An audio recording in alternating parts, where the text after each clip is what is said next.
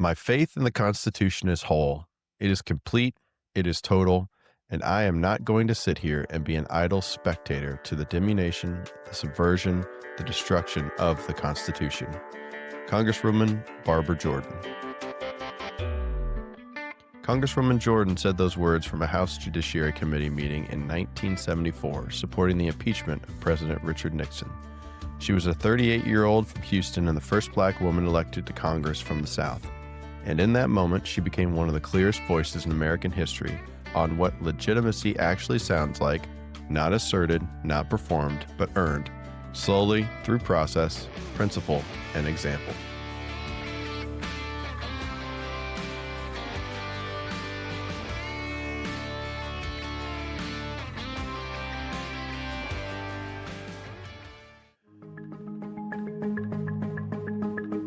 Welcome to Understandable Insights, Information to Intelligence with Sue Gordon, the national security podcast that gives you competitive advantage, an elemental understanding of the world as it is, not how you prefer it to be. I'm Eric, joined each week by the Honorable Sue Gordon, and together we'll break down the headlines shaping our world, looking for patterns and early warning signs, and asking how we should be thinking and acting as citizens and leaders across issues in intelligence, technology, and business. It's March 2nd, 2026. Happy Texas Independence Day. Let's get to it. Hey, Sue. How are you? Morning, Eric. I think it's kind of hard not to feel overwhelmed by the news. I kind of harken back to when I was the principal deputy, and I'd come Yeah. out of my office, all convinced that I'd done a set of work that was going to last, and then I'd walk by the TV, and you're like, oh my gosh, and their shoulders slumped. I just think it's hard to be not overwhelmed right now. Just every minute there's something new.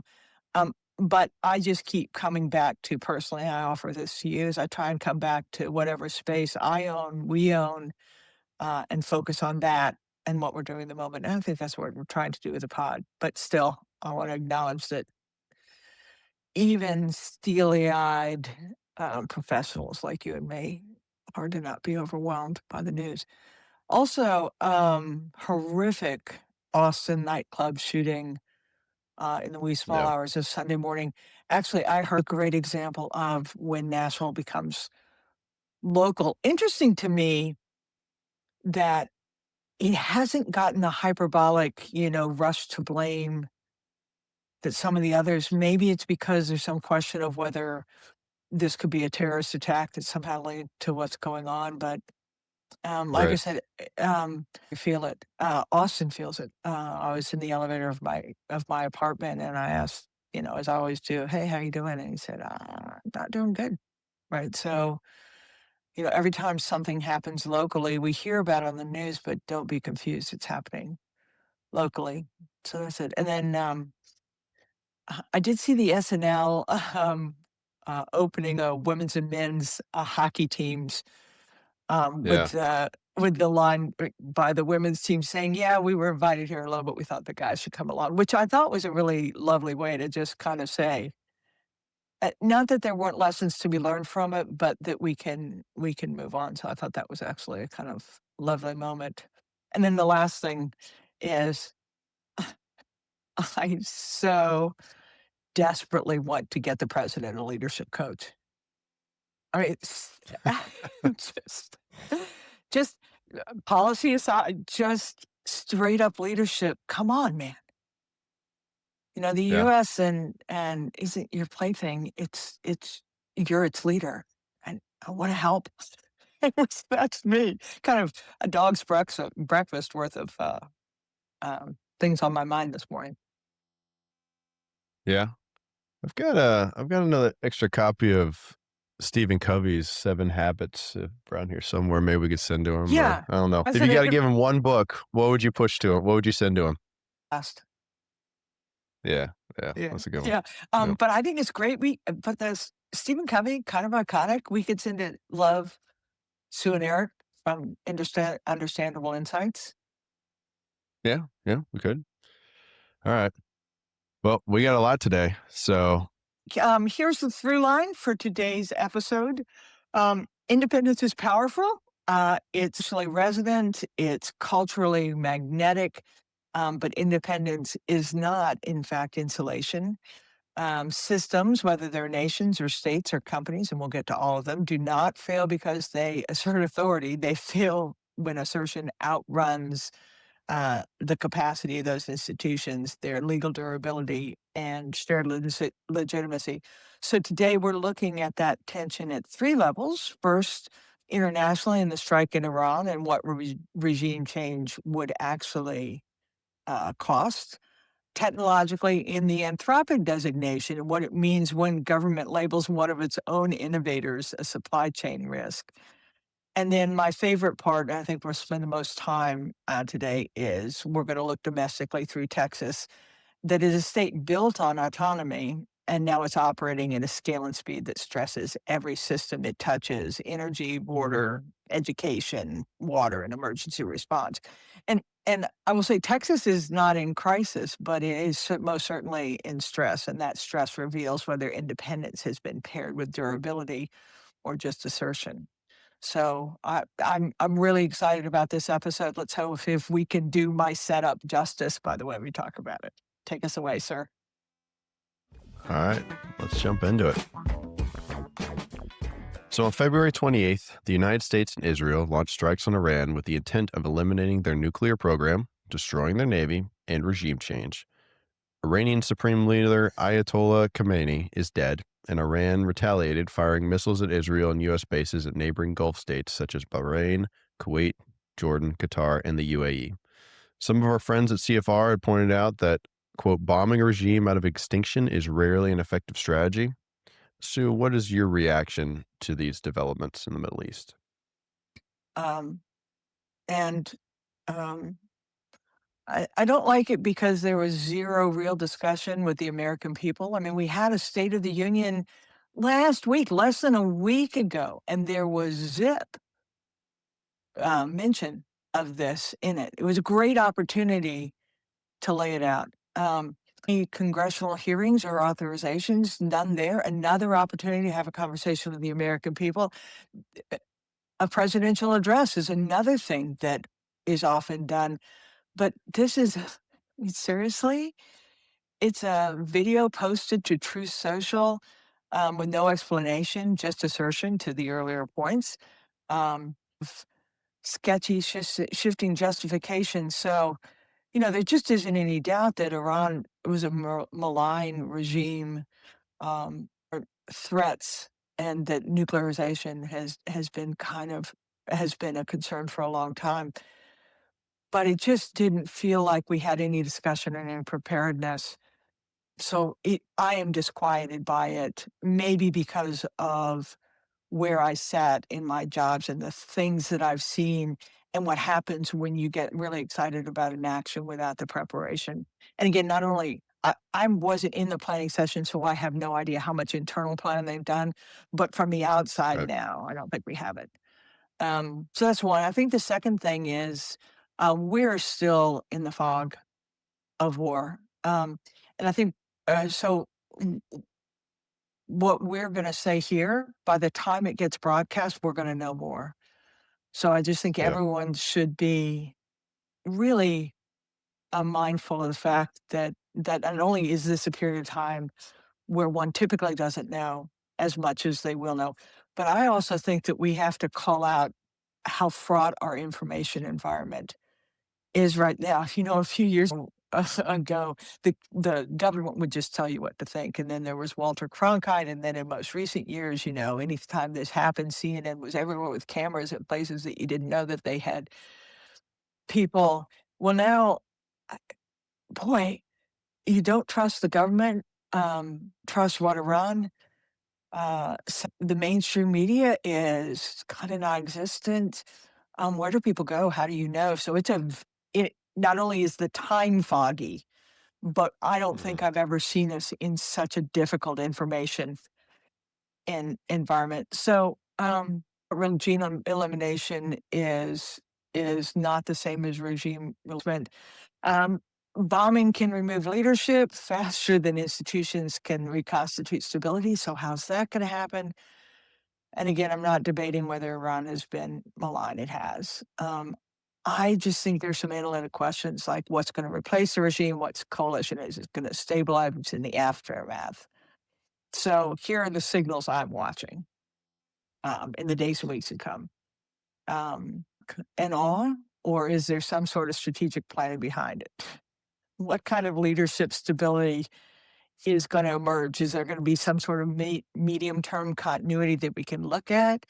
What's the regional response going to be? Is it going to containment or escalation? What's the global reaction going to be? And are there legal and normative contexts that are going to come out of this? What's going to happen to the oil market? What's going Congress going to Mhm. do? So I think there's some real questions in my mind, Eric. I love your perspective on this.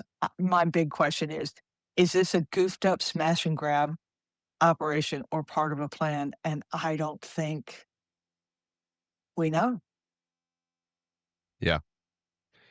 Yeah, a great point on the fog of war and all the uncertainty and the information quality and just different inputs we're taking in today, right? It's not unprecedented for a president to strike inside another country without congressional Mhm. approval explicitly. President Obama did it in 7 distinct countries throughout his tenure: Afghanistan, Pakistan, Yemen, Somalia, Libya, Iraq, and Syria. But in all of those, we were still under the global war on terror. Little bit different here since we've ended the global war on terror and we're not in a separate campaign yet. Uh, I also think that for me, the decision quality, it just all feels a little seat of the pants y. We were talking last summer with the nuclear strikes. I didn't see the urgency other than it sounded like Israel was gonna go forward with it. Israel saw the urgency, and it was either jump on or we're gonna go without you kinda deal. But as we go in the days and weeks to come, I do wonder, I think I may be able to get there, right? Iran has been a state sponsor of terrorism. They are including the 1983 bombing of the US Embassy in Beirut. They were linked to that. The repeated rhetoric over 36 years of death to America. And so not just their oppressive rule of their own country, but also their outward state-sponsored terrorism, causing death to Americans as well as their population. We communicated well what we're trying to do. I Yeah, think the negotiations, um, my guess is that we wanted an agreement that Iran would not enrich uranium ever. And mhm, that was kind of our thing. The problem is Iran isn't going to agree to not enrich uranium ever, in much the same way that North Korea, if they don't have a nuclear arsenal, what are they going to have? And so, expecting that yeah, agreement is, I think, an incredible demonstration of hubris that we don't understand that whether we think it's a legitimate state or not, they think they have some right of sovereignty. So so where did that leave the US in terms of room to negotiate if they weren't gonna go there and that was our red line? Well, the problem is everything else that you would back off to, we already had, yeah, right? We we had bombed and we had set back their infrastructure. We had JCPOA, and again, imperfect agreement that had created some of the conventional forces and economic resilience allowed them to maintain, but put in this administration's kind of "I will never back down, I'm powerful." It feels like it wanted to do something. It yeah, constructed this. There was no way that negotiation at that line was gonna be it. Why did you rush into war now? Right? Have you we clearly do not have a coalition. I'm telling you, Israel is not a coalition. You're right, listening to Europe, and so as this drags on, to your point, yeah, I mean, maybe we'll get the outcome we want. Yeah, I mean, that would be great. As I look at it and things I've seen before, how'd we do with Libya? How'd we even, and Iran is so much harder than Iraq. And yeah, it sure as shooting is in Venezuela. And who knows what's going on with Venezuela because I don't think we care anymore. Uh, so I think everything you said, I agree with. I think time will tell. I think what I was on is the setup doesn't feel as thoughtful as ought to be, and these things are hard. And I guess the last thing I'll say is I was really put off by the president's statement in one of the two truth socials, or maybe both, which is, okay, Iranian people, we've now done this for you. Over to you. Take advantage of it, or or you're screwed forever. Yeah. And it's just like, whoa, wait a minute. One, if they could have done it by themselves, they would have. We have now decimated the infrastructure, and I won't play this all out, but we're a country that is not universally happy with this leadership. We are at a moment where some think that our government is acting illegitimately. Um, I think if someone came in and tried to do something to our president, I, I don't think that would instantaneously create stability. Do you? No, Right. And no, so we would go out and oh crush my them. gosh, it wouldn't be like, oh yeah, we never liked that guy, because that isn't what happens at that moment when you've done it. And again, war is so imprecise. The the ability of Iran to use the bombing of the girls' school, and again, that's what happens. But they will play this and use it internally. So I think everything you said Yeah, was right. I still come back to it. I hope it works out. It feels hard, and it feels hard with these set of actors on our side, and the way they've chosen to act, not just in this moment, but over the tenure. yeah. Unfortunately, hope is not a course of action, Yes. But but but that's kind of what we're sitting with. yeah, but I don't think you and I are ever gonna be here if things turn in the direction, some of the signals we talked about, the region comes along, maybe they have identified a successor that's gonna be it. You and I sit here and hate it because good happened. Right. We want good to happen. Yeah, and we'll never, from our seats, we'll never have access to all the Mm-mm, information that they did to make the mm-mm, decision, mm-mm. right? And the Ayatollah and over 40 other leaders from Iran have been killed reportedly, but the president was not killed. The foreign minister, there's a number of other leadership positions that I speculate that was deliberate, not that they couldn't find them, but Yeah, so it seems like, again, a great demonstration of our national security, uh, whether it's the military or the intelligence community, once again, and mhm, I mean, again, you and I are always loath to question decisions. We might ask about decision making, we question decisions when we're not in the room, but it sure seems like their contribution from historical excellence to current delivery, it's the best chance to achieve. yeah, So, yep. Well, all these strikes in Iran are being done without the aid of Anthropic's Claude model. President Trump ordered all federal agencies to cease using Anthropic products, and Secretary Hegseth officially designated the company a quote supply chain risk, the first time in American history that designation has ever been applied to a U.S. company. Label previously reserved exclusively for foreign adversaries, which we talked about last week. Within hours of that designation, OpenAI swept in and signed its own classified Pentagon deal.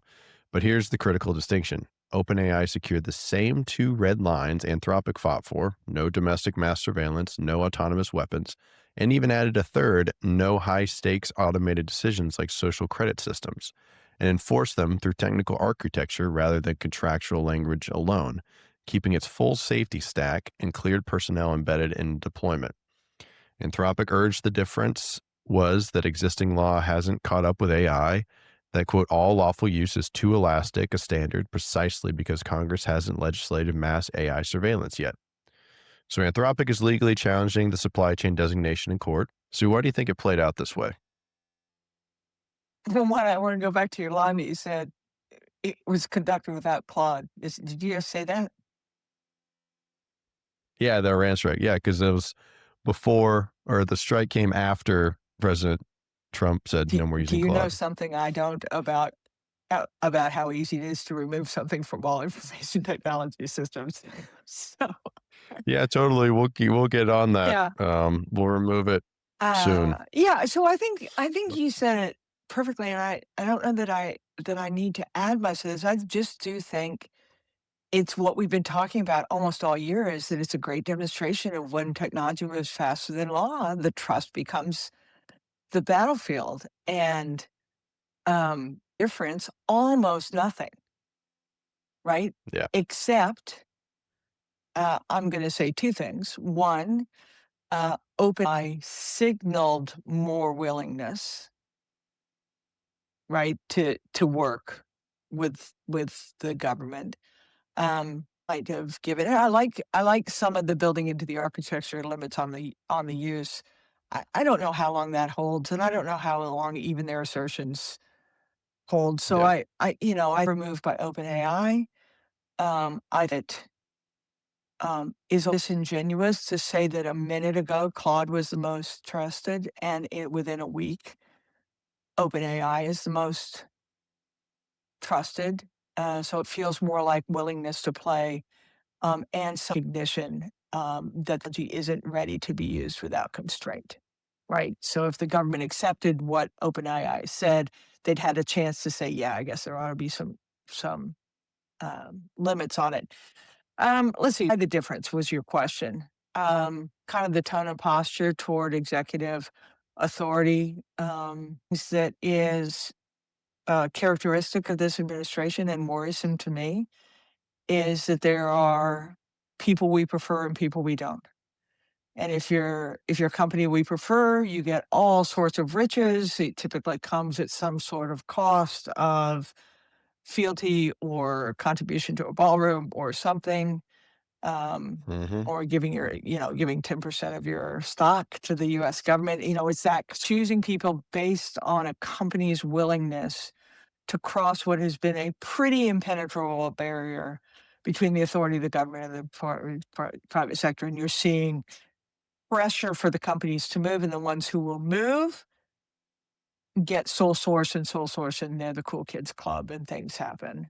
Yep. And was it Anthropic was kind of in the cool kids club, and then it took like a minute um, going on. Um, so I don't know. The deeper issue is, I think I don't know if you had this saying in the Marines. We certainly did in the acquisition side on the civilian side of federal government, and that is one is none.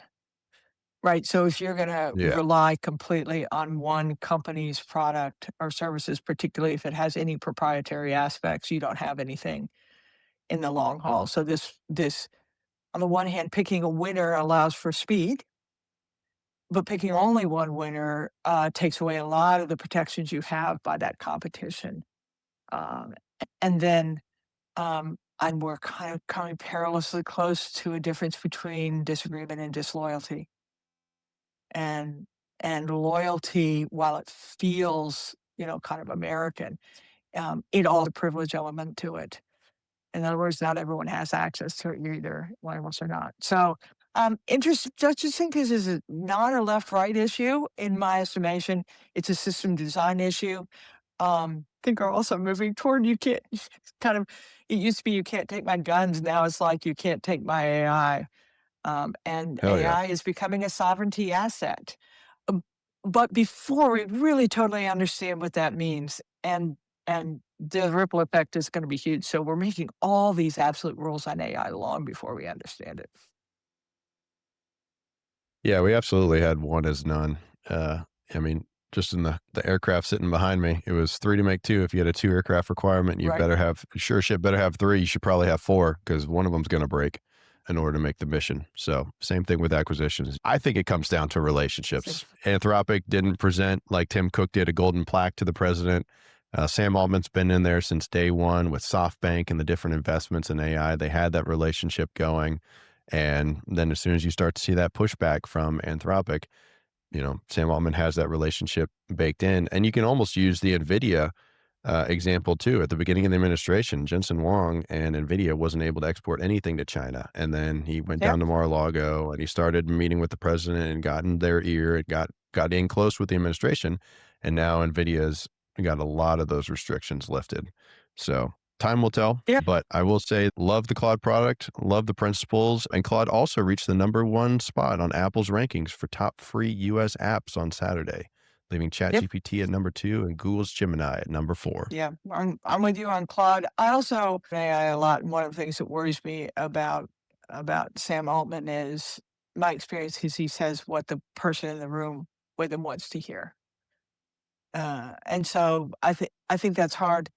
Um, yeah, this is just one of those great cuts both ways issues. I mean, I've complained for years about, oh my gosh, endless competition, inability to choose, pick someone to go so that we can move, right? So this is a pick Yeah. someone. And now I'm saying, yeah. But the picking has got to be, based on fair and open demonstration of performance, not pedigree. So, so Yeah. this is a hard one, but I'm just going to say that we are in a point where the AI technology still, even with this insertion of the government's opinion, is still running way faster than any constraints on it. And what I do think is interesting is whether it was effective or not. Segment, the opinion of the employees of Anthropic did make a difference, and so I Yeah. think I like when people are awake. And so it doesn't always guarantee an outcome and you're not always gonna do it. So I think look at me finding optimism in this. Yeah, I think ChatGPT is a great product. I think they'll do really well Yeah. in that domain and jump in. I don't see the difference really, other that's why I allude to the relationships. I just really like the principled and persistence of Claude and Anthropic and stick to your guns, right? Don't take mine. And interesting, last thing on this, interesting. Palantir is certainly one of the cool kids. I did. What's in your point about sticking to your guns, you like it? So Palantir was one of its very first investors was In-Q-Tel, right? So that's Mhm. the venture firm based on IAs and now broader national security needs. And as it started being developed, even with that money, there were days that the government wanted it to be more of an open stack and to spread into other areas. And I remember Palantir and got beaten up for this. Some of the things that the government wanted. There was a piece of me that thought that that's exactly what we'd hoped for, is I don't want a company to bend to the government so much that it doesn't believe that its product has integrity and that they can ensure it. And so in a weird sort of way, part of Palantir's success now and what it delivers now is based on the fact that it refused to do some things that the government wanted it to early. And so to your point about sticking to your guns, I think there's a lot of benefit to that. I mean, we talk all the time of you can't agree to something you can't agree to. And so, and usually if you do that and you're good, the tension will yield something better than either side had in mind if they had just gotten their way. Yeah. Well, you ready to move on to Are Texas? we in hour 4 yet? Yeah. All right. So Texas Independence Day, March 2nd, 1836, is less about nostalgia than self-authorship. Texas is a place that prides itself on capacity, autonomy, and consequence. So on March 2nd, 1836, 59 delegates adopted the Texas Declaration of Independence at Washington on the Brazos. Let's take a step back real quick and just talk about some of the origin. The land that is now Texas was home to Or dozens of indigenous nations, Comanche, Apache, Caddo, Karankawa, and others, for thousands of years before European contact. Spanish missionaries and soldiers arrived in the late 17th century, establishing missions and presidios from San Antonio de Bejar to the Gulf Coast. Texas became a province of the Spanish crown, and then after 1821, a territory of the newly independent Republic of Mexico. Mexico actively recruited Anglo-American settlers in the early 1820s, hoping to populate its northern frontier and buffer it against U.S. expansion. Impresarios, land grant contracts, most famously Stephen F. Austin, brought thousands of American colonists. By 1830, Anglo settlers outnumbered the Mexican Tejano population by nearly 10 to 1. Settlers who had pledged loyalty to Mexico often had no intention of honoring that bargain. Tensions escalated throughout the mid-1830s as the Mexican government under president-turned-dictator Antonio Lopez de Santa Anna centralized authority. He dissolved state legislatures and threatened to disarm Texas colonists. The Texian response was swift and violent. The Battle of Gonzales in October of 1835, sometimes called the Lexington of the Texas Revolution, began with a cannon and a dare from the residents, "Come and take it." By February 1836, Santa Anna's army had crossed the Rio Grande with roughly 6,000 troops, and the siege of the Alamo from February 23rd to March 6th became the revolution's defining tragedy. 189 of 200 defenders held the mission for 13 days before being overwhelmed, and then another tragedy at Goliad lost a number of other Texas fighters. On March 2nd, 1836, delegates gathered at Washington on the Brazos and signed the Texas Declaration of Independence, formally separating from Mexico. 6 weeks later, on April 21st, General Sam Houston's army surprised Santa Anna at the Battle of San Jacinto, defeating the Mexican forces in 18 minutes. Texas was a republic. Texas was independent for nearly a decade, but independence was expensive. The new republic struggled with a massive national debt, raids by Comanche forces that the government could barely repel, unresolved diplomatic relations with Mexico, which never recognized Texas's independence, and a shrinking treasury. Texas lobbied for U.S. annexation, which was delayed by the politically explosive question of whether a new slave state should be admitted to the Union. By 1844, Texas was nearly bankrupt, and annexation became inevitable. Texas was admitted to the U.S. on December 29, 1844, but on unusual terms. Unlike every other state carved from federal territory, Texas retained control of its public lands. There was no federal territory. Texas brought its own land into the Union. It also retained the right to divide itself up into 5 states. These conditions were not cosmetic. They were structural assertions of sovereignty that embedded a certain posture toward federal authority directly in a Texas founding contract. Then the Mexican-American War, 1846 to 1848, followed the annexation, secured the Rio Grande as the international boundary, and extended U.S. control to California. Texas gained its modern boundaries. In a decade and a half, Texas grew rapidly, population doubling, with cotton economy expanding, slavery deepening. In 1845, Texas became the 28th state, only to succeed in February 1861 as the 7th state to join the Confederacy. General Sam Houston, hero of the Texas Revolution, opposed secession and subsequently removed from office on March 15, 1861, for refusing to take an oath of allegiance to the Confederacy.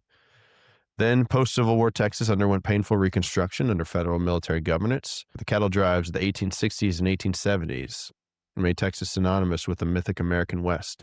On January 10, 1901, the Spindletop Gusher near Beaumont blew with such force that it created a new American century, the Texas oil boom. And throughout the early and mid-20th centuries, Texas grew steadily. Houston became the 4th largest city in America. Dallas emerged as a banking and telecommunications center, and San Antonio expanded as a military hub. The last 50 years transformed Texas into one of the most consequential economic entities.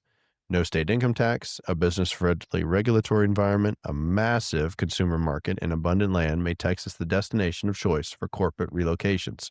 From Toyota and Samsung to Tesla and Hewlett-Packard.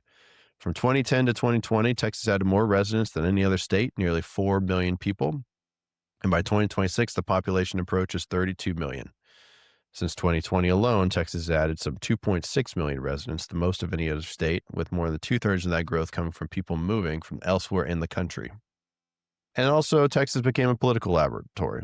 Deregulation of the electricity market in the 1990s created ERCOT, an isolated grid built for efficiency and independence from federal oversight.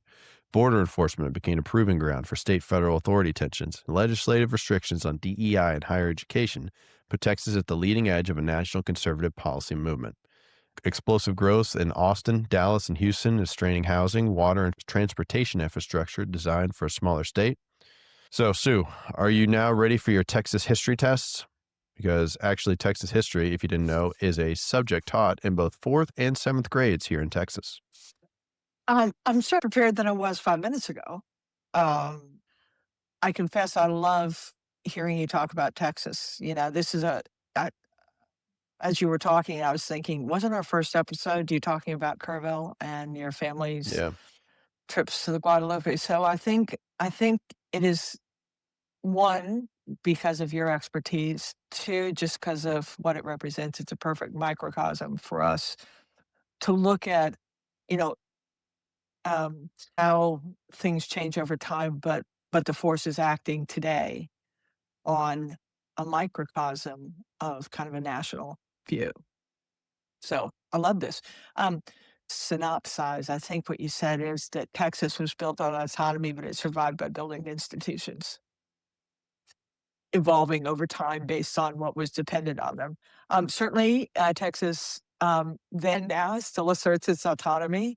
I mean, it question comes up every time, the federal government becomes particularly onerous to it. Either it's Sam Houston or Session or Barbara Jordan, depending judicial processes. I think Texas is a bulwark of autonomy. And over the course of history, trying to show off for you, it retained its glands. It built an independent grid, Yep. and it does assert border authority. And so this authority is embedded in its DNA, but your history that shows something else. The Republic of Texas nearly collapsed under debt and security strain before annexation. And so Yep. fiscal independence without fiscal durability and defense capacity in aspiration is not stability. So great history.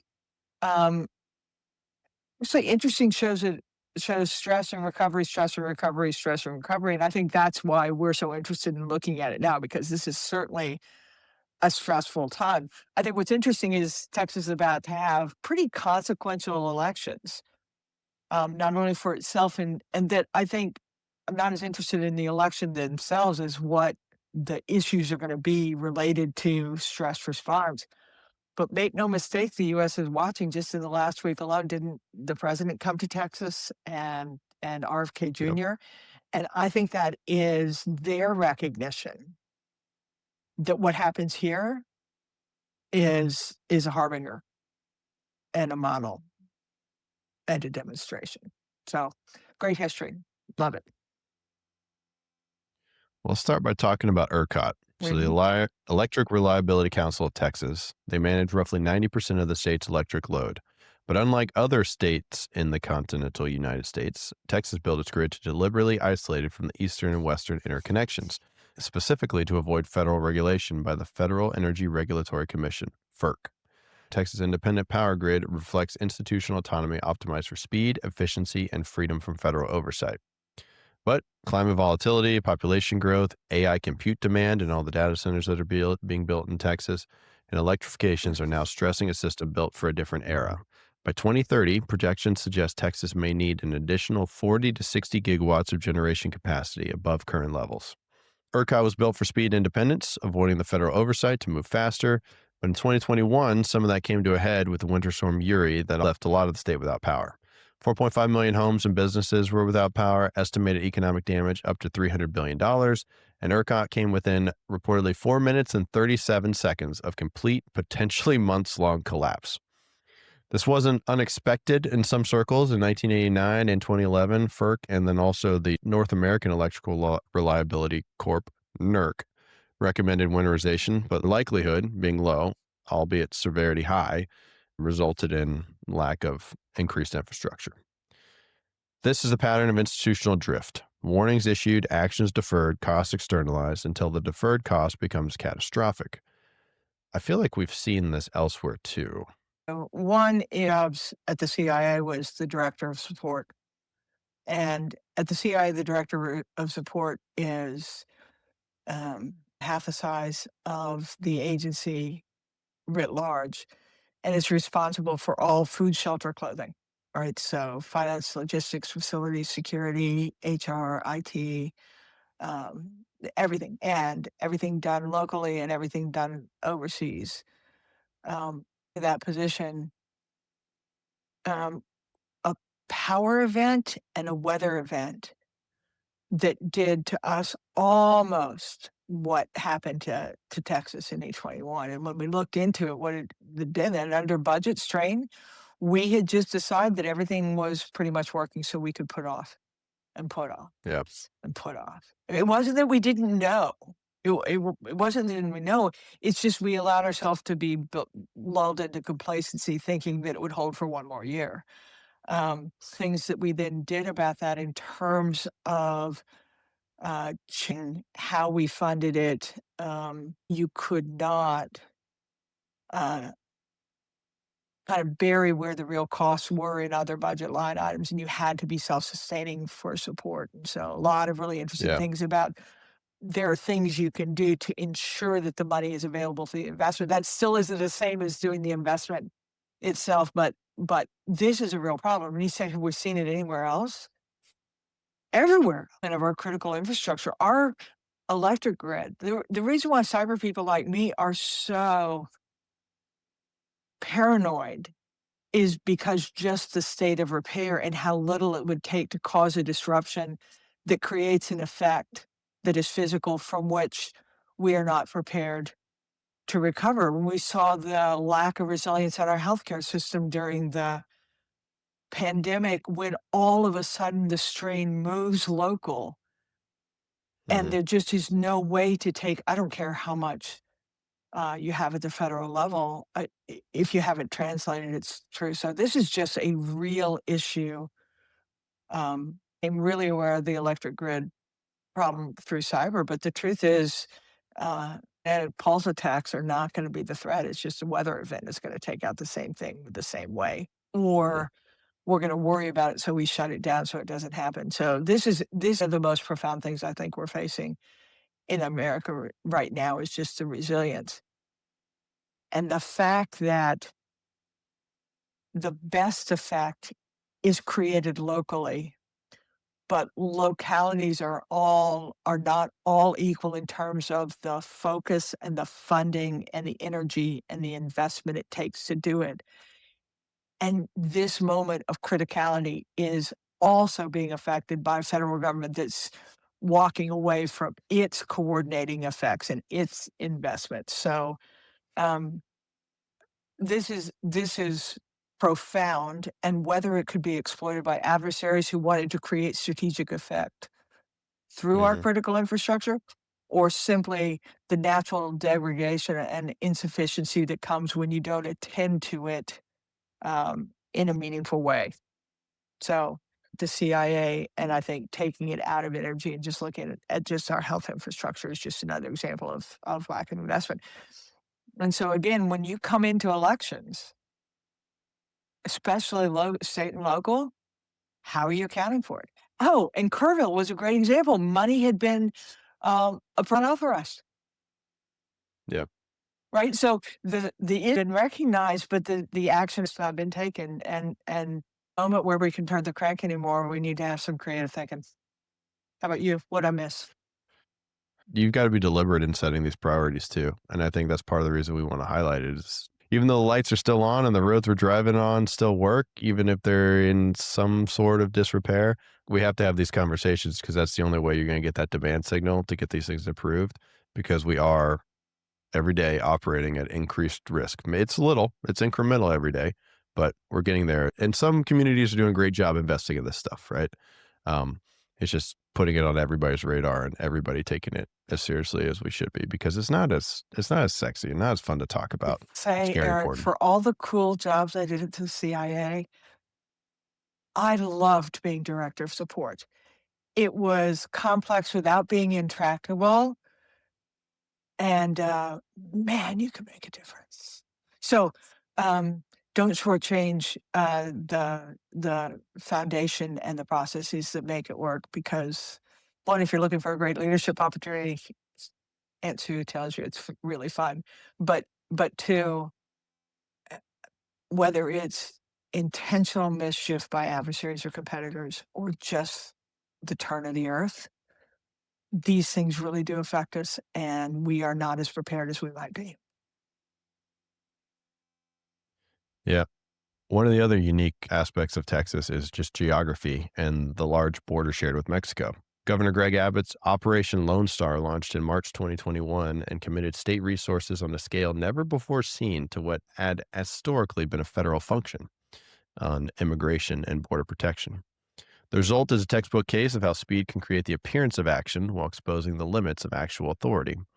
So, Operation Lone Star at its peak cost roughly $2 billion a year over the course of the program, over 119,000 migrants were bused to sanctuary cities across the U.S. as of 2024. And then cost to taxpayers for the migrant busing program alone ran upwards of $124 million.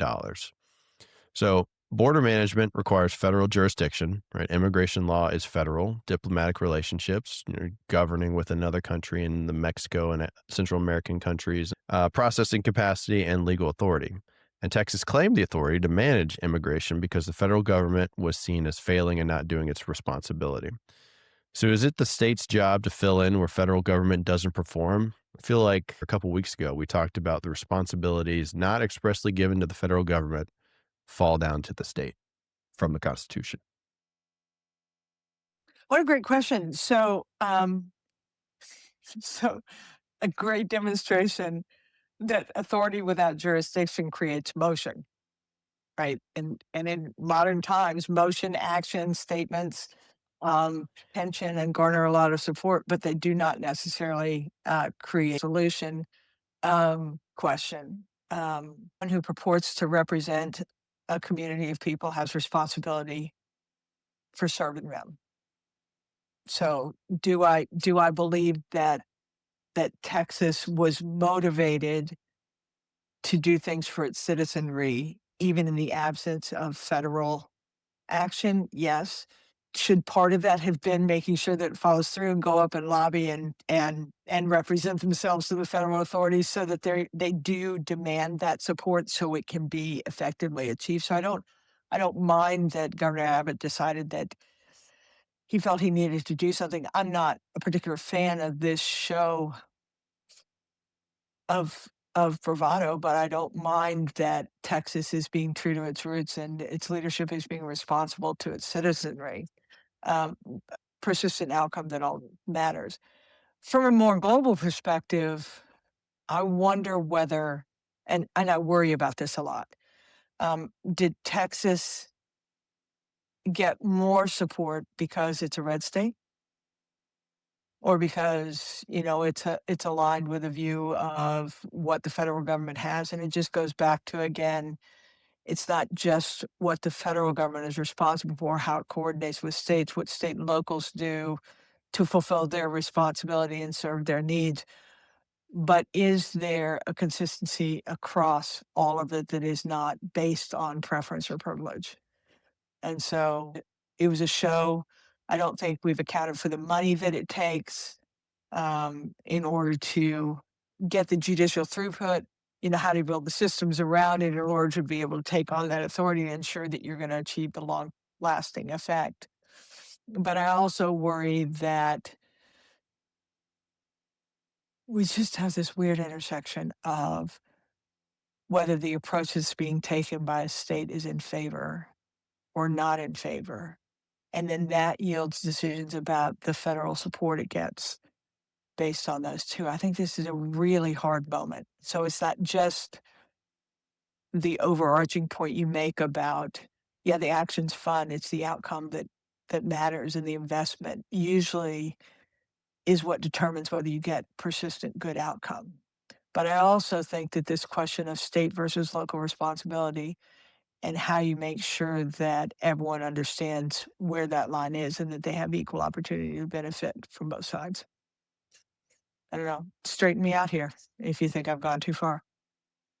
No, I think that the previous administration was not supportive of the border, and I think we've now Absolutely not. seen in hindsight the right. And I think this operation, albeit a lot of performative action of sending busloads of people elsewhere in the country and using, I didn't really appreciate using them as political pawns, right? These people, granted, they broke the law, they came here illegally, but now we're just dropping them off in another part of our country to kind of fend for themselves and make a political statement. Didn't particularly like my tax dollars being used for that or the kind of ethical considerations being used there, but it did send a demand signal to the federal government that and nationally that President Trump and a lot of Mhm. the folks who won in the last election was a major part of their platform was immigration reform, and they did a great job closing the border and making it safer here. And it wasn't just people coming from Latin American countries, right? Yeah. It's a lot of people coming from China and Syria and Afghanistan and other countries around the world, and now have freedom of movement within the United States. Yeah, I need to go back for a second and just say, I love your point about the performative aspect is kind of little. On the other Yeah. hand, we've actually spent a year saying that Governor Newsom's actions, while not necessarily the ones we might prefer on gerrymandering, actually had an effect of kind of cooling that space. And the public demonstrations in Minnesota, while not fixing everything, actually have created some effect. So, totally agree with your point that you don't always have to agree with it. This notion of resistance or revealing what is inoperable, I think is something that has a role. The second thing is totally agree on the border. My only problem is that yes, this is one of the things that swept this administration into office. Yes, oh, the borders were a mess, and the borders are now, if they're, I don't know that they're no mess, but they are far less of for everything you said. But we have substituted also kind of a political muscling of a little bit like like the companies of you're either my friend or you're not. And on one level, so fundamentally disagree with the notion of a red or blue state. A red or blue state is just an artifact of how the people there voted. Right. Right? So to then have the federal government deciding that they want it or don't, and they're gonna put pressure on it to, take something away in order to get the people to vote in a particular way, I'm not really a fan. I love that you brought up that performative sometimes does the work of calling attention. So let's move on to education and talent, the long game under pressure. In September 2025, Huston Tillotson University in East Austin, founded in 1875, Austin's first institution of higher education, actually, and its only HBCU, received a $150 million gift from the Moody Foundation of Galveston. It is the largest single donation ever made to an HBCU in American history. Texas is simultaneously investing heavily in workforce development for trades and infrastructure, something we've called for a lot on this program. Texas voters approved an $850 million constitutional endowment for Texas State Technical College, which operates under a performance based funding model. The state only pays if graduates get the job in that field within 6 months. And also, the Texas Workforce Commission's job, equipment, and training grants funded 16 community colleges in 2025 to train students in automotive, truck driving, HVAC, and aircraft mechanics. But in 2023, Texas passed Senate Bill 17, which banned DEI offices, programs, hiring criteria, and trainings at all public universities in the state. Texas and Florida led that national wave, where more than 20 states now have passed similar restrictions. In the 2025 legislative session, Texas began expanding those restrictions with SB 37, moving from banning DEI offices into restricting classroom content itself, limiting what courses can cover systemic racism, implicit bias, gender identity, and decolonization. The Huston Tillotson gift and the DEI restrictions exist in the same state in the same legislative moment. Kind of contrast in there. What does it mean that the most significant investment in black higher education in American history is happening in a state that simultaneously restricts DEI at public institutions? Is private philanthropy filling a gap that policy has created? And what does that substitution mean for durability, Sue? Yeah, so on the one hand, I'm smiling because it's kind of the story that you started with Texas history is this is Texas, independence rules, even Yep. even when it's discordant. Think the effects of the since the DEI has really caught up to people's interests in it. So, I mean, just on the narrowness of your question, I think it's actually a really interesting intersection of two things. Well, one is Texas is just boldly who it wants to be, including who Texans want to invest in. And then the second is legislation moves slow, right? Talk on education for a minute, because I think there are a lot of really cool things about Texas. It, on the one hand, your question about a private investment, what worries me about that is it's scattershot. Right? Hmm. You're gonna get some. Is it gonna be all? And again, it's money accelerates change, but public institutions determine durability. So we still have that problem. It's good and create what we need. What's really kind of cool is that Texas is actually really investing in education. It's public schools, it's high schools, good graduation rates. Um, it has some of the most preeminent public universities in terms of research and what is being done there. Again, graduation rates are pretty good. The problem is, if you look at spending per student, it's actually kind of on the low end per state. So again, you have good bones, but not enough investment. And this is kind of a consistent thing. It's almost with the infrastructure question we had before, right? Y- Yeah. you recognize that you've invested in it, but you've just not maintained it in a way. So, I think the answer is intention is good. Investment is what is going to ensure that we have what we need over time. So this one's a little bit of a too early to tell about the DEI piece. To me, a difference between DEI programs and diversity, difference between Yes. DEI Yeah. programs and inclusion, a difference Mhm. between DEI programs and equity. I don't think there's Yeah. anyone in the entire universe, and no one, certainly no one in a leadership position that's ever trying to accomplish things through humans that wouldn't say that diversity and equity inclusion are all super important to make sure that you have access to all the talent that's available to you and that any talent that arrives can deliver according to its potential. Um, so I think you're increasingly seeing this. I think didn't we talk about it last episode? With companies and kind of the push on the ESG, what you're seeing people is figuring Yeah. out how they advance what they need, the institutions advance what they need to in terms of access to the talent pool that no one can afford to restrict, while still adhering to some of the policies that actually were well intended to make sure that if we invest in something, either federally or locally, that it delivers the outcome we intend, not some sort of window dressing. So I'm actually on this front. There'll be some fits and starts in terms of figuring out how to manage it too. But again, to go with the Texas history, I think it will be independent in terms of how it pursues it. But it's a big state with a lot of people, and just like everyone Yeah. else, is it ready to live up to the stress of the moment? And I think time will tell on that. Yeah, and Austin for the longest time has always been a microcosm, even of that kind of Texas dichotomy, right? You had this, the legislature's here, the government's here, old oil money is here, but then you've also been keep Austin weird and the hippie and the live music scene, and it's always lived in harmony. And we'll see how population growth and new entrants and migratory patterns impact that in the future.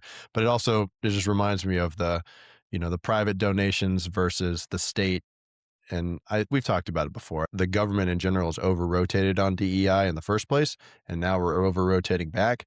And great point on DEI programs are not the same as diversity, right? Right. It's just not. And I hate to make everything everything, but this episode feels like a lot are coming together. Is private capital helps us move fast and keep up with the turn of the earth, but if you don't have the Yeah. institutions to create things that will endure, you get a lot of things, you just don't get the same outcome repeatedly with legitimacy and the sort of things we need. And I worry that that's going to be the same as education. A lot of pressure, but um, there are lots of examples of public education really coming along. What Michael Crow's doing at Arizona State is really revolutionary in terms of a public land grant university, in Texas and its heritage of universities. So I think this one I feel a bit more hopeful on than others. But the problem is there are so many elements of our infrastructure that are demanding attention, and more pressure on the resources, less and less that people are willing to give, more and more assault on government. So I think on the one hand, I'd like to bet on it, but boy, it's going to require some leadership and some money and some focus that has not been our want. Yeah. Well, speaking of how it affects local government and these migratory patterns and bringing people in, that adds a little bit of strain. Texas has always attracted people through a combination of land availability, economic opportunity, and low institutional friction. Impresarios in the 1820s, cattle ranchers in the 1860s, oil workers in the 1900s, defense contractors in the 40s, tech companies in the 90s, and now AI companies in the 2020s. and other tech companies. The difference now is scale and speed, though. Pandemic era migration to Texas, driven by remote work, urban flight from coastal cities, corporate relocations, and no state income tax, happened faster than infrastructure planning cycles. Cities like Austin, Frisco, McKinney grew by double digit percentages in a single year. And growth at Texas' pace exposes every system that was sized for the prior population, from water infrastructure, transportation, housing, school capacity, local government staffing. And many Texas municipalities have responded by compressing timelines and invoking emergency authorities to accelerate permitting, procurement, and development approvals. Water is becoming a binding constraint in ways that energy was 10 years ago. The Ogallala Aquifer, which supplies much of West Texas agriculture and communities, is being drawn down faster than it recharges. We talked about that before. And major Texas cities are investing in water recycling and alternative sourcing, but the capital requirements are enormous and timelines are long. So, does anything worry you about massive migration? Should we worry about emergency authority becoming the normal operating mode, emergency permitting becoming routine permitting, or compressed timelines becoming expected timelines? Yes.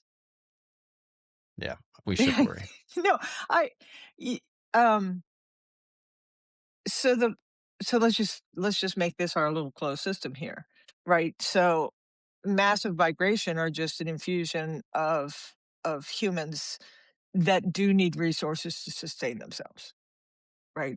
So you can Yeah. start at the most basic, food and water, go up to electricity, go up to planning services. So they're going to strain it anyway, and our systems are really strained. They are. On top of that, our processes are arcane, and so a community. Let's just take a community that wants migration because it knows this is an infusion of talent and resources. Because humans aren't just a draw; they're the producers of what happens. So Yeah. they're like, okay, we're gonna short circuit some processes in order to allow them here. Right, and we're gonna count on the processes catching up because 'cause we're okay with it. Boy, we're seeing what happens on that just on migration and movement in terms of how you account for it and how do you get them in the schools. And then people start making special rules, and instead of developing new processes that are modern, what they do is they say, "Look, we can skip some steps." Hmm. And then you run into the humans that are running the processes, and they have one of 2 choices. They can make an exception, yerks, or they can adhere to old rules, yerks. Right? And think about the stress that puts on the actual human that is trying to decide which one they're going to make. And let's say they make an exception because the call they got is really compelling. What are their bosses going to say to them? So it's not just the processes, is that we have humans sitting there trying to decide which one of the untenable answers is everything's an exception and therefore they're none. And, there are Hmm. no rules, or no, I don't make exceptions. And therefore you have, input that's overwhelming resources. So this is just repeated over and over and over again. Migration is the specific case of demand overwhelming available resources in absolute terms, and also the process by which we allocate those resources to various needs. So it's not an ideological issue as much as, it's kind of fun and games to make it ideological. This one in this bucket is really a structural problem. And when we said, I think a couple episodes ago, um, that there are things that are going on in America right now that are breaking our governance systems, but the environment itself has kind of broken our governance systems as well. So getting on with this structural repair is really important to keep it from being ideological. But then the question is, who are the humans that are going to pull that off? CIA was a great example. Again, back when I was the director of support, where we really needed to reimagine our processes. We really needed to reimagine security in a digital world. We really needed to reimagine financial controls and things. And so I had the leaders of those disciplines, and I said, "Okay, I need you to reimagine." And they said, "No, that's not my job." I'm like, "What? Who's going to reimagine it if you don't reimagine?" They said, "No, our job is to ensure that the process that was set by the people above us are implemented." Well, wait a minute. Are the people above you thinking every day about how we should run security or run financial? They're not either. So one of the things you have is this huge process underpinning. that is in so many cases lends legitimacy without the escalation is being executed by people who think they have a different job than reimagining. They think they have the job of implementing. And so just it's which is why I love this moment because how fun to reimagine how to do it. On the other hand, I'm weird, which is perhaps why I'm in Austin. See what I did there. Heyo. Yeah, I think normalization of deviance is something every organization has to guard against, right? Because you Yeah. try to either cut corners because of necessity, or hey, this is just going to be one time, and then that becomes the new rule. I also don't enjoy paying as much in taxes as I do, but I'm gonna be more okay with it if I see the return on that investment, or I see the, money being put to good use. So you got to have the right people in the right position to be effectively using those funds too, because otherwise you just see all this waste and abuse, or not necessarily fraud, but ineffectual use of Yeah. our resources. And I think that's what the American people said in so many ways over the last few elections. They said, "Hey, you guys, the government's not being as useful." And if you think about, because you and I were part of that process, so many of the things that we do is instead of fixing, reimagining, rebuilding, which takes a certain type of people and a certain will on the leadership side. You're like, I'm going to Yeah, add something, an office, a bureau or something, and that's gonna take money, and so I'm doing all this adding of things on something that just isn't gonna work, and then you get more cost, more time for something that already was ineffective. So, this is a big when you and I talk about how big a leadership moment this is, this discussion is a perfect example of what needs to be done, but the number of people that can reimagine are very different from the number of people that are available to just turn a crank. yeah. Well, one of the things that are being considered reimagined is public health and emergency response with FEMA specifically. So the Trump administration's considered relocating FEMA's headquarters from Washington, D.C. to Texas, a proposal that reflects the broader push to shift disaster response responsibility to states. Texas Division of Emergency Management Chief Nim Kidd, considered a top candidate to leave FEMA, declined the role, choosing to stay in Texas. The 13-member FEMA Review Council, chaired by Secretaries Nome and Hegseth, is expected to recommend the relocation, actually. And since 2025, approximately 2,000 full-time FEMA staff had departed, roughly one-third of the agency's workforce. So the rest of the country is coming here to Texas. Should FEMA also move to Texas, Sue? Well, everything's better in Texas. Look how complete my transition has become. But don't taunt me with this. Action doesn't equal outcome. I would just say if they did, fine, great. Authority with what resources and with what leadership and with what mandate. So until you answer those questions for me, or at least say that that is part of the work that's going to be done in order to relocate, um, it doesn't much matter. It's going to continue to fail. Yeah, and losing one-third of the workforce is significant. And I don't have the breakdown on how many of that was early retirement elections versus, downsizing and whatnot, but Yeah, I mean, 30%. even Holy if cow. you imagine the best kind of doji solution here, where somehow I'm going to just take out things and that's going to make it more efficient. How many Yeah, times have we seen this in program management? Someone decides that our program management approach to the development of some capability takes 23 steps, and 23 steps is too many. So I'm going to revolutionize it by only make it 19. right. It never works. So again, Get in that general, woman an award. yeah, in general, I think I think our government, and I'm sure it is true at the state, local, as well as the federal level, from a top line, is twice as big as it needs to be and twice as expensive. But you can't willy nilly cut it in half. Otherwise, we'd all have Doge checks. You got to have a new idea and then build a new idea to something much more streamlined. So harder to do. Again, it's just work, but you have to recognize that you need to do the work, not get the immediate satisfaction of saying, I'm moving FEMA to Texas and that's going to fix it.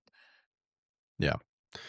Well, one thing that is kind of interesting and I think is working fairly well is the SBA model, the Small Business Administration. So in 2024 alone, the SBA approved more than $500 million in disaster loans for Texas small businesses.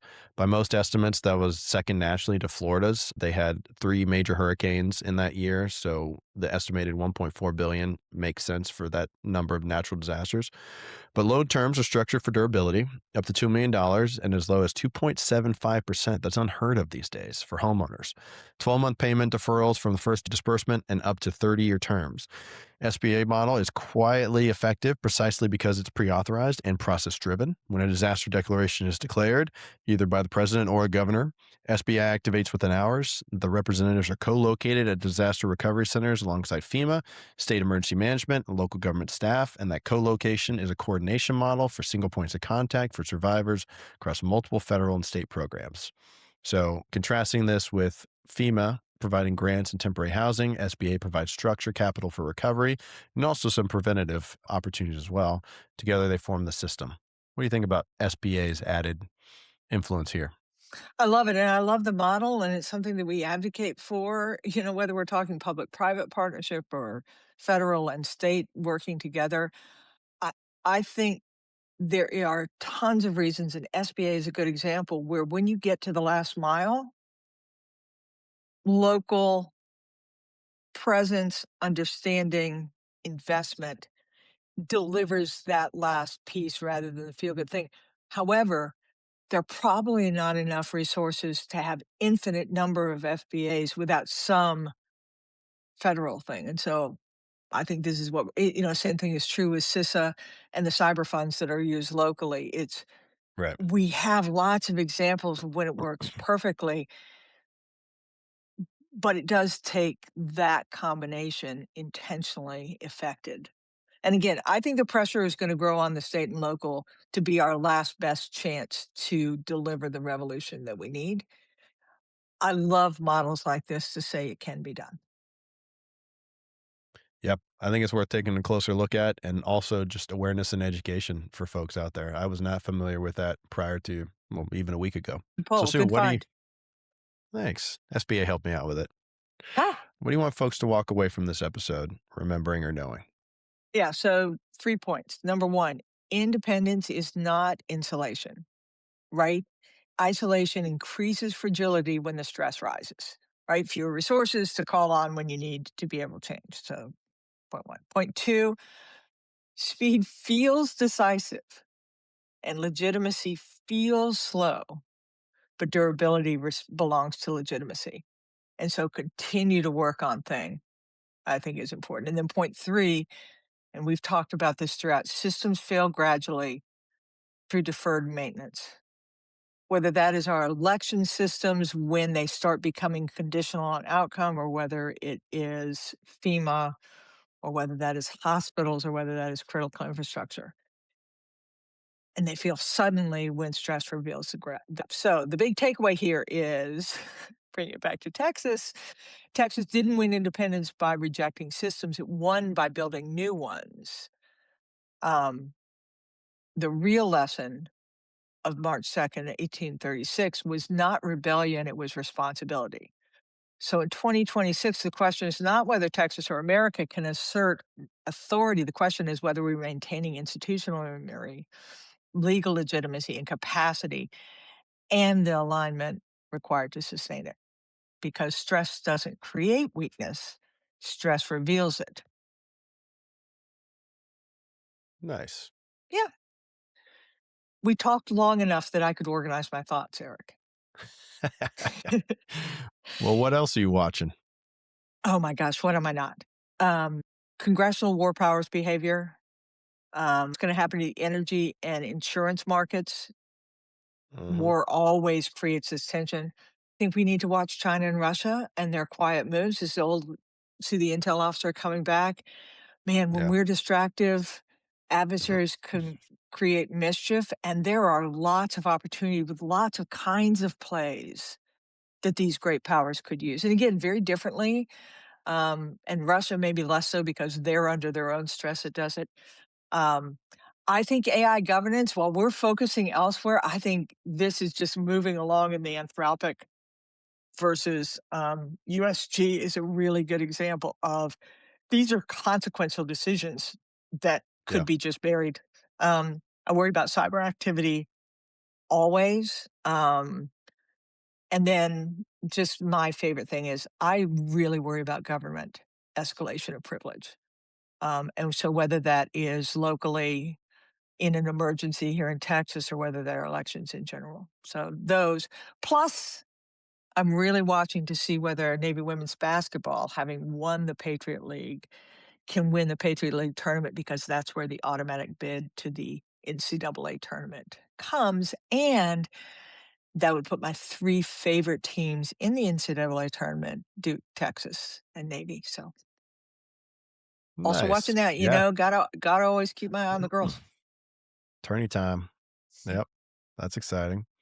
For me, Ericsson announced it successfully completed the world's first 6G pre-standard over-the-air session, and they did so in Plano, Texas. So bring back the Texas theme. They also say that 6G will be foundational to how artificial intelligence scales across society and will be critical for national security, economic prosperity, et cetera, et cetera. I'm not smart enough yet on how it is fundamental to AI specific, but we've talked about 6G before and how important it is for us to lead in that area. So maybe we'll talk more about that next time. I love this. I'm so glad you brought it up. You're so much smarter than me in so many ways. Um, if you just think about it in terms of why we should care about it, 2G to 4G was about basically being able to watch your streaming videos.